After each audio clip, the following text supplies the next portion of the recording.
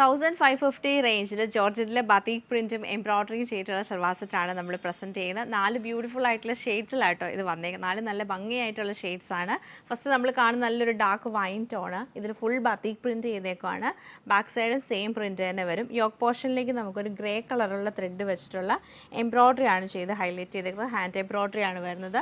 Bottom plain ആയിട്ടുള്ള സാൻഡൂൺ സിൽക്കിൻ്റെ ബോട്ടവും ദുപ്പട്ട നമുക്ക് വരുമ്പം ഈ ഒരു ഗ്രേയും വൈനും കൂടെ മിക്സ് ചെയ്ത് എൻഡിലേക്ക് നമുക്ക് ടോപ്പിൻ്റെ ആ ഒരു ഡിസൈനും കളറൊക്കെയാണ് വന്നേക്കുന്നത്. ഇങ്ങനെയാണ് ദുപ്പട്ടയുടെ പാറ്റേൺ നമുക്ക് വന്നേക്കുന്നത്. നെക്സ്റ്റ് കാണുന്ന നല്ല ഡാർക്ക് റെഡ് ടോൺ ആണ്. റെഡ് ആൻഡ് ഗ്രീൻ കളർ കോമ്പിനേഷനിലാണ് ഇത് വന്നേക്കുന്നത്. അടുത്ത് നമ്മൾ കാണുന്നത് ഗ്രേ ഷെയ്ഡാണ്. ഗ്രേ ആൻഡ് റെഡ് കളർ കോമ്പിനേഷനിൽ വരും. ലാസ്റ്റ് നമ്മൾ കാണുന്നത് ഗ്രീനാണ്. ഗ്രീനും ഈ ഒരു ഇപ്പം നമ്മൾ സെയിം കണ്ട ആ ഒരു വൈൻ കളർ കോമ്പിനേഷനിലാണ് വന്നേക്കുന്നത്. അങ്ങനെ 4 ഷെയ്ഡ്സിലാണ് വരുന്നത്. 4 നമുക്ക് ഡീറ്റെയിൽ ആയിട്ട് കണ്ടുനോക്കാം. ഇതാണ് നമ്മുടെ ഫസ്റ്റ് കളർ വന്നേക്കുന്നത്. നല്ല ഡാർക്ക് വൈൻ ടോൺ ആണ്. നല്ല ഭംഗിയായിട്ടുള്ള ഷെയ്ഡാണ്. അതിൽ ആ ഗ്രേ കളർ കൂടെ വരുമ്പോഴത്തേക്ക് നല്ല ഭംഗിയാണ് അതിൻ്റെ കോമ്പിനേഷൻ കാണാൻ. ഇത് കണ്ടോ, ഗ്രേ ആൻഡ് വൈൻ കളർ കോമ്പിനേഷനിലാണ് നമുക്ക് ഈ ഒരു സെറ്റ് വന്നേക്കുന്നത്.